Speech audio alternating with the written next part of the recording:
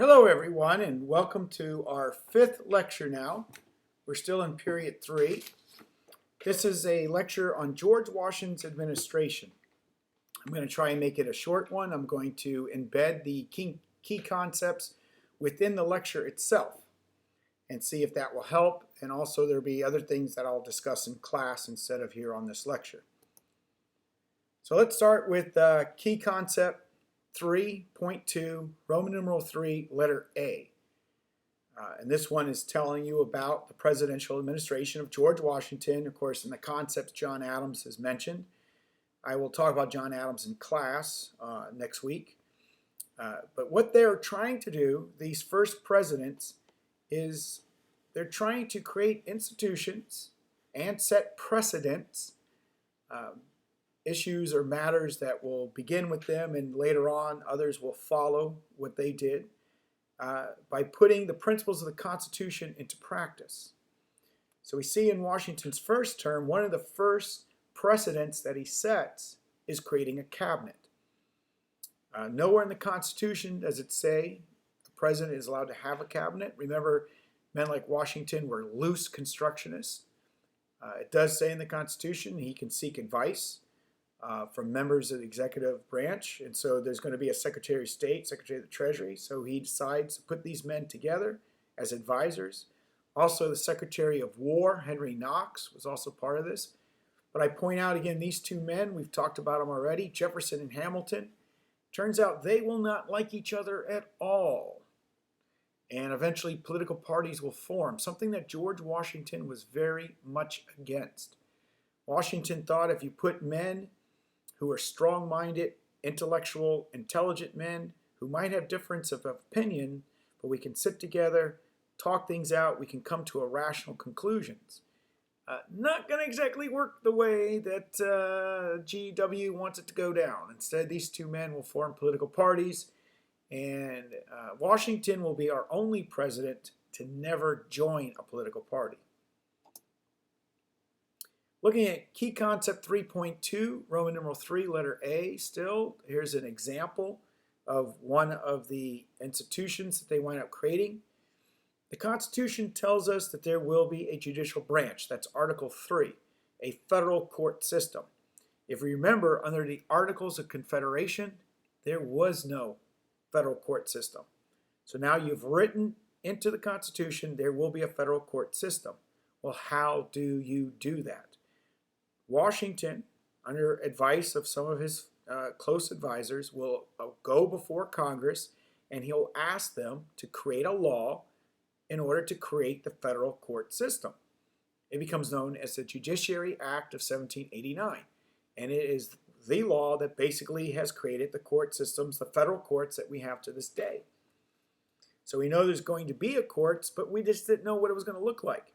So they wind up creating federal district courts in every state, right? And if you wind up breaking a federal law, you wind up first going to what's called a lower court or a district court, if this again is a federal case. Of course, remember, states have their own courts. So keep that in mind. There are state courts if you break state laws, and there are federal courts for when you break a law that, is a federal law. So you'd start in the lower ones, district courts. And if you lost there, you can appeal your decision. You can appeal to what is known as the circuit courts. And in the beginning, there were 3 of them. Of course, there's been more added since the country gets bigger. Here, they can hear the appeals of the district court. But remember, when it comes to appeals, now I know this isn't a government class, but next year you'll learn more about government. You're not appealing the fact that you didn't like the fact that you lost your case. You can only appeal if you feel during your case some constitutional principle was violated, and that's why you lost your case. So you go to an appeals court, one of these circuit courts, and you ask them for an appeal. And they can decide, yes, go back to the district courts and retry the case, or they can decide, no, we think what happened in district court is fine. Well, what if you don't like that decision? Well, ultimately then we'll have a Supreme Court with the final say on matters. Your last appeals is to the Supreme Court of the United States. That is now the highest court of the land. If the Supreme Court rules against you, you're done. There is nothing you're going to be able to do after that. All right. In the beginning, there were 6 justices that sat on the Supreme Court. They only met twice a year for 2 weeks each time. Doesn't sound like too bad of a job. What they would do is, we'll talk about this later on in class, they would what we call ride circuit the rest of the year. These justices that sit on the Supreme Court would actually have to be the same judges who would listen at the circuit level. This is going to be a problem of constitutionality, and it's going to be a famous court case that deals with Thomas Jefferson. We'll get into later on, Marbury versus Madison.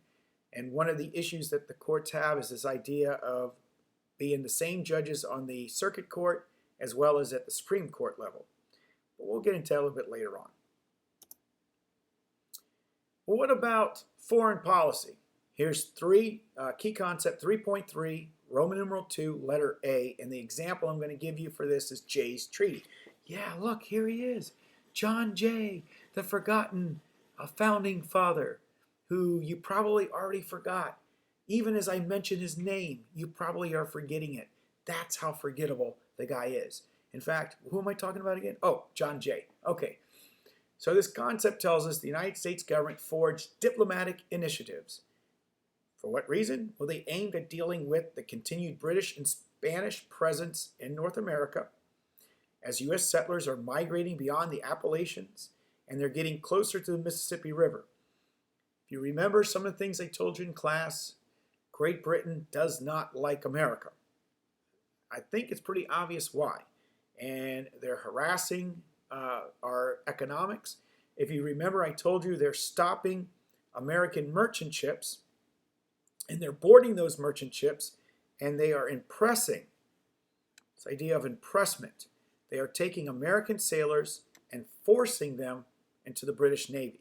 And if you don't do that, they sent you to Great Britain to a dungeon or a prison.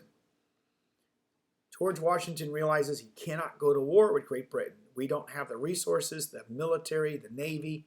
So he sends, at the time, John Jay was serving as the Chief Justice of the Supreme Court. Again, John Jay, man, he does so much and we don't ever talk about him. In fact, you probably already forgot him again. And they sent him to London to negotiate a treaty. That's why it's called Jay's Treaty. The issues, impressment. Stop impressing American sailors. Second issues, there are forts in Ohio and other places that the British are still occupying and they haven't left. Third issue, arming American Indians. America currently is at war with the American Indians. They are getting guns from Canada that are being shipped in by the British. So these are the 3 things they want to talk about. It turns out once they get there, Great Britain says the first rule of Jay's Treaty is we don't talk impressment. We can't talk impressment. Impressment is off the table. They wouldn't even allow them to talk about this. And so this is why this becomes a very controversial treaty. Great Britain promises to leave the forts. Great Britain promised to leave those same forts after the American Revolution, and they didn't leave.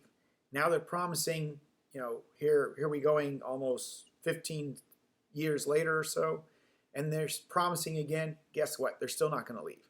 Eventually, America will have to go to war with Great Britain, the War of 1812, because no matter what Great Britain promises, they don't seem to actually fulfill. This treaty is one of those things that really wasn't very popular in America at all and didn't make Washington all that likable afterwards. A lot of people get angry with Washington because of the Jay's Treaty situation. However, it did lead to Pinckney's Treaty. Spain all of a sudden gets scared. They see America negotiating with the British, and they know Great Britain's at war with Great Britain's at war with France, and they're afraid that maybe some sort of a military alliance is getting formed here. So Spain opens up negotiations with America, and a Charles Pinckney is sent there, and they negotiate a treaty to allow Americans to finally sail down the Mississippi River. So Jay's Treaty, not that good, but it did lead to a treaty with Spain that allowed America navigation on the Mississippi River, which opened up trade, which opened up our economy, which turned out to be a really good thing. All right, key concept 3.3, Roman numeral 2, letter B. And the example here is the Neutrality Act. Here's the concept. France and Great Britain are at war because of the French Revolution, which presents challenges to the United States. George Washington, John Adams, Thomas Jefferson, James Madison. All four presidents are going to have to deal with France because France goes a little crazy. They have their revolution, 1789, and if you remember anything from world history, they keep having a revolution. They don't seem to want to stop. And then Napoleon comes, and things get even, well, a little crazier then. Basically, what I want you to see out of this, right? France is declaring war. They have the Reign of Terror. They're cutting off people's heads. They even took Louis the 16th here, and they cut his head off, and the guillotine. Oh my goodness. Washington realizes there's no way we can get involved in this thing.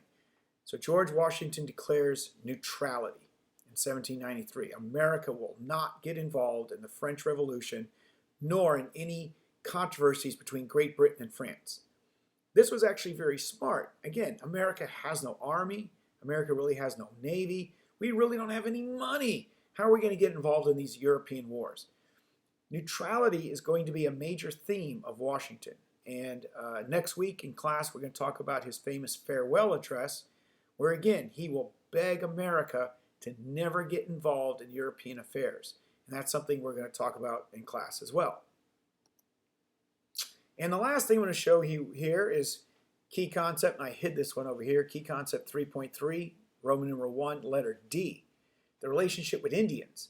As I mentioned earlier in this PowerPoint, America's at war with the Indians. It's known as the Northwest Indian War. And America's losing. They're losing pretty bad. A confederacy of Indians, sometimes called the Miami Confederacy, because it was led by the Miami Indian chief, Chief Little Turtle. And they were winning a lot of battles. And eventually George Washington sent a larger army under the command of Mad Anthony Wayne, General Mad Anthony Wayne. And he wins a major battle, the Battle of Fallen Timbers at 1794. But even though that was a big battle, I mean, it was a pretty big battle between the Americans and the Indians, and America won that battle, there were some little battles that took place afterwards, and the Indians kind of win those. So eventually they settle on this Treaty of Greenville. And this becomes very important because what happens is these various Indian tribes cede the land claims that they have to Ohio. Right, so here we go. Legal claims, Indians' legal claims relating to seizure of their lands. At the Treaty of Greenville, the Indians give up Ohio and parts of Indiana. But America recognizes the rights of Indians to still live in these areas and to hunt on these lands. It's kind of a crazy thing. They also promised to pay an annual payment to the Indians for taking the lands. And there will be peace here for a little while at least, but there is one young Indian here that will fight in this war who will never be happy, and his name is Tecumseh. And we'll come back and talk about Tecumseh later on. He will be a major player in the early 1800s because he will go to war again with America. So there's going to be a constant, peace, hostility between the United States and various Indian tribes. And that's this concept here. So I was trying to make this short, so that's why I went through it quickly, just to use the key concepts and put some examples there with it. Pause it, look at it again, listen to it again if you're not really sure. Remember the video logs. There's only 3 questions you have to answer for this one. All right, see everybody later.